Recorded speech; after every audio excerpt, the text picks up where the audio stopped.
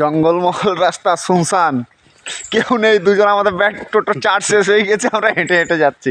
কোথায় যাবো আমরা জানি না। জঙ্গলমহলের রাস্তা দিয়ে হাঁটছি, জঙ্গল, চারিদিকে জঙ্গল।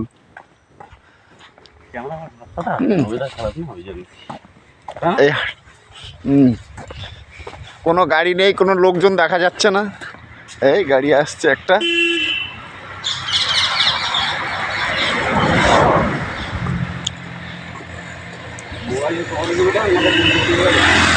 শুনশান রাস্তা। আমি একা পথ যাচ্ছি।